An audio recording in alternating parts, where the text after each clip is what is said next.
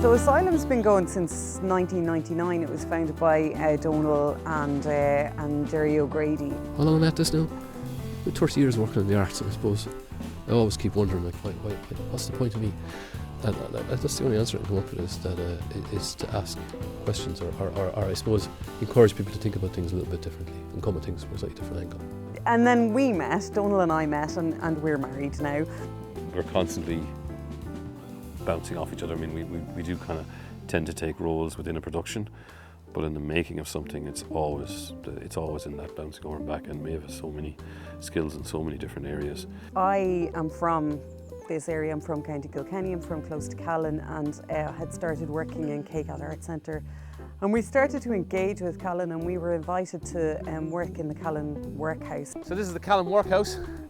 This was the home of Asylum's first site-specific piece in Callan, called 6 by Sundown, back in 2007. This is where it all kind of started, I guess. We were invited to kind of say goodbye to and respond to the workhouse's difficult history and its kind of more pleasant, shall we say, recent past. It was pretty much our first time working in this way, and we were, I think, instantly hooked in terms of what you get to do when you get to respond to a place's history and to pay attention to a building. The building kind of talks back to you.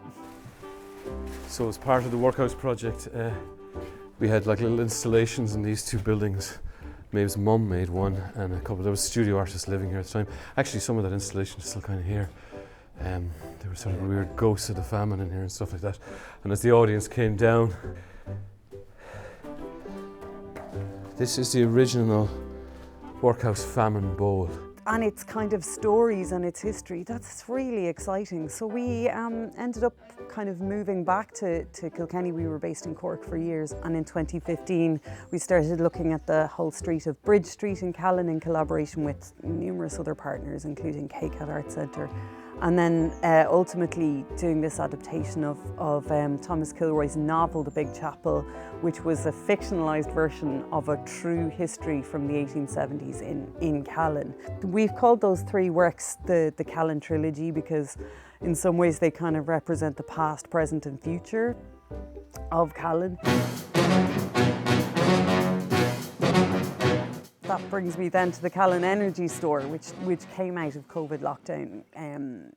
I suppose like the Callan trilogy started to make us really think about what our responsibilities are as artists, what's our civic responsibility, living in a community, in a small community.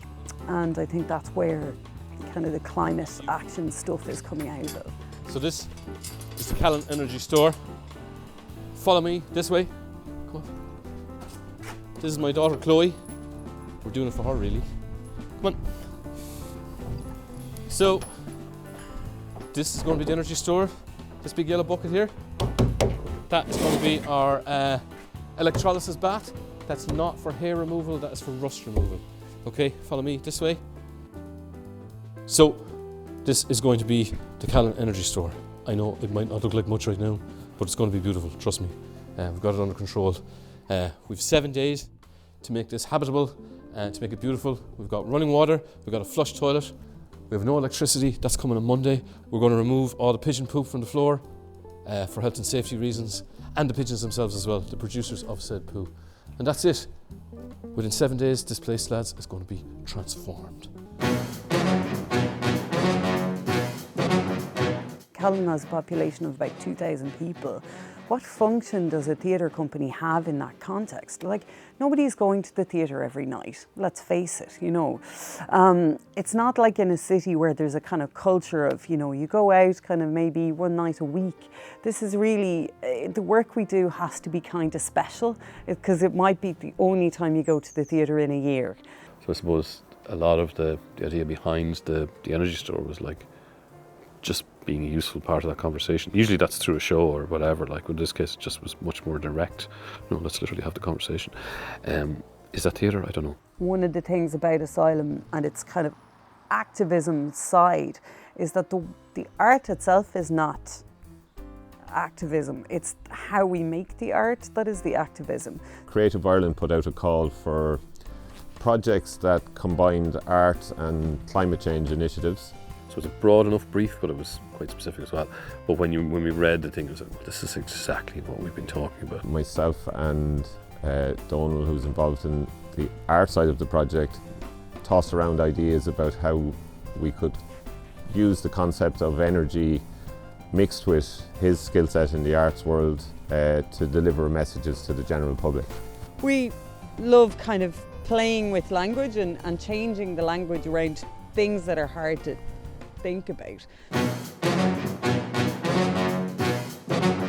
We were in what's locally known as the old bacon factory, and it had been sitting kind of unused. And when I say unused, I mean unactivated. So like it was used as a storage space, the space we were using, which was the old freezer or fridge, I think. The reason we've chosen this place is because it was the original site of the Callan Powerhouse, which in 1907 was providing energy to 12 different businesses in the town and about 90 individuals, and also providing street lighting in the town. So Callan had street lights, electric street lights, before any other town in the county, or probably in the region, certainly for any small town. So it was a bit of a minor miracle at the time. We knew the history of the building, and we knew the owner, and we knew that he would be, that Seamus would be really open.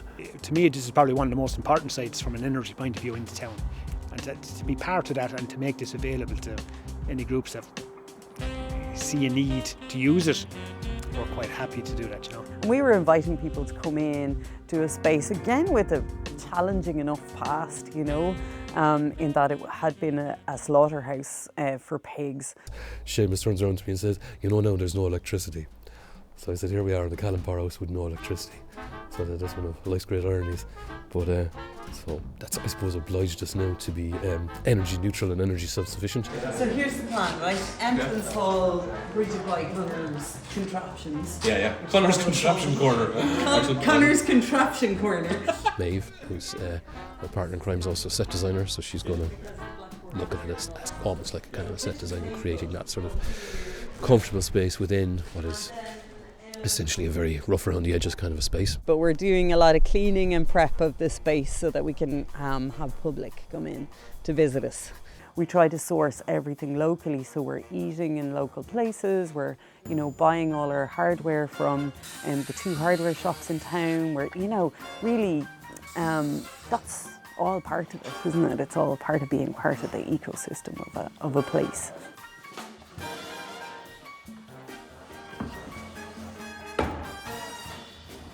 Perfect. We've put up a partition to disguise some of the dodgier aspects of the building and things that we've kind of shoved out of the way as well. And we've put some giant blackboards in place, so maybe we might, I'm not sure, I think I want to involve people with trying to maybe come up with ideas or maybe, you know, express some ideas in that, yeah. There's kind of 2 things at play. One is that we're 2 theatre companies, Asylum, who are kind of based in Callan, and the other are Loosysmokes, who are an aerial dance company.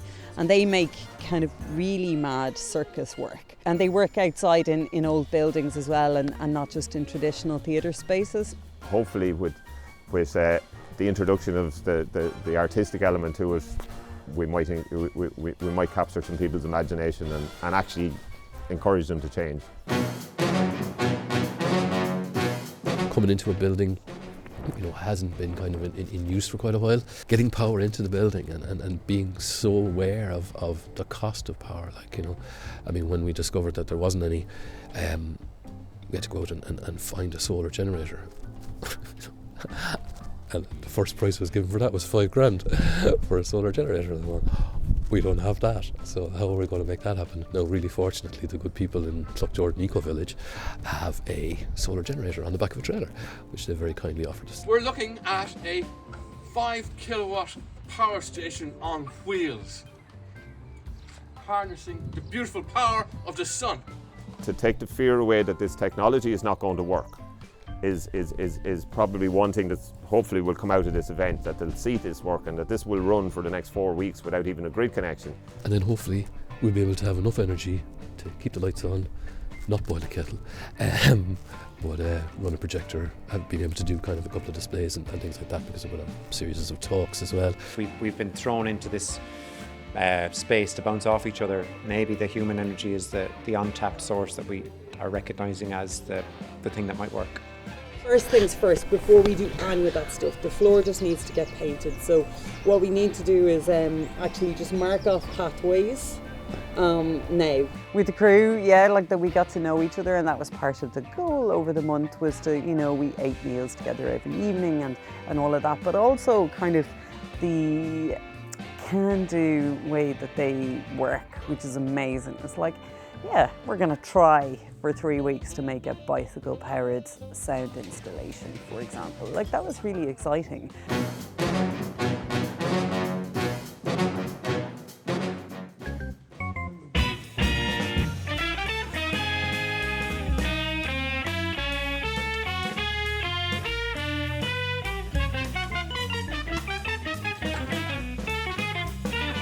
Yeah, so it's 9:30 on Friday, the 8th of April.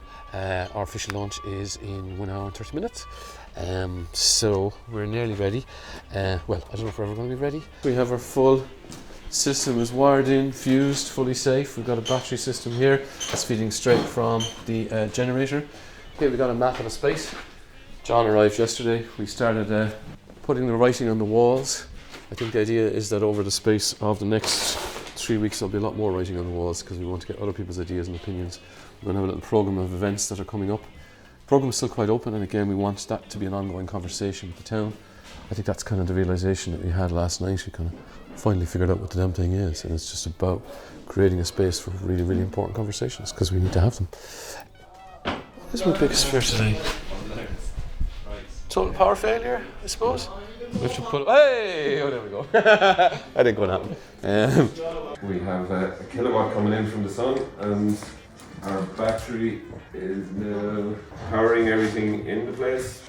Okay, so that's you taking you right up to 11. Okay, cool. Donald? I'm going to set up projector, get all that kind of going, and then I want 20 minutes just to figure out what I'm going to say. Oh yeah, why don't But you I'll just do that on make my that own. your top priority? Go for a walk. Yeah, okay. Yeah, do that. That's I'll all hear you need the to do. directories. That's very important. Brilliant.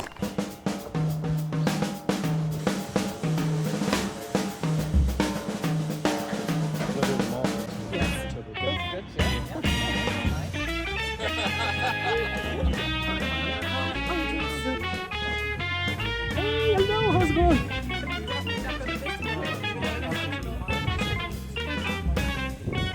And we'll officially get this thing on the road. Come on in. Welcome to the Energy Store. Come on in. Come on in. You're very welcome. Thanks for coming. Come on in. There's plenty of seats inside. Come, sit down. Make yourselves comfortable. Make yourselves at home. Frank, very welcome. It's a veteran asylum inmate.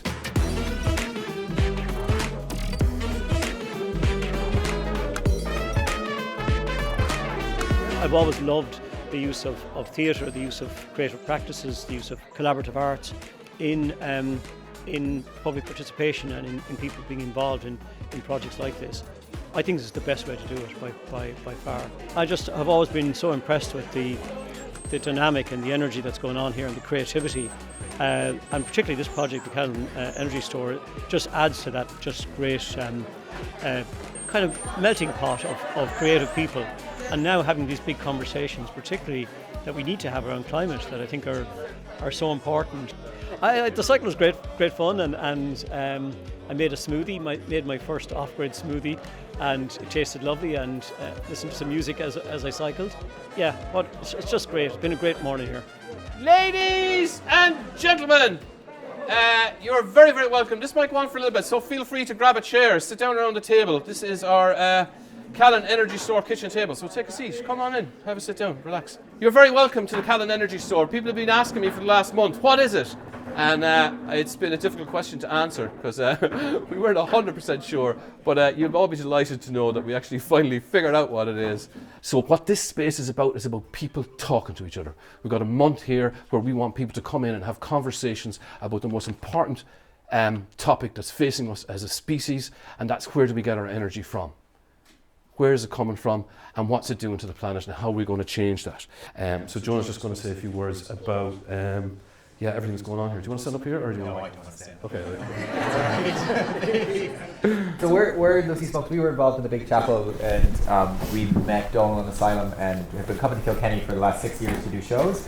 And we're really excited to be involved in this because we've been on this push as an entire sector to figure out how we do circus touring and circus shows completely off grid. And so we've done a lot of work in here showing you little ways, kind of DIY ways to make electricity. Fixing climate change isn't something that I can do or we can do individually. It has to be a social thing. And so, it's a social change that has to happen as a group. To use creativity around the bigger conversations and public participation, I've always been a huge fan of that approach, and I think it takes us out of our comfort zones, challenges us all to rethink things and think differently, and demystify some of the big stuff around climate. Actually, on the launch night where we had the gramophone DJ did our launch, and then he did a gig in Fenley's that night.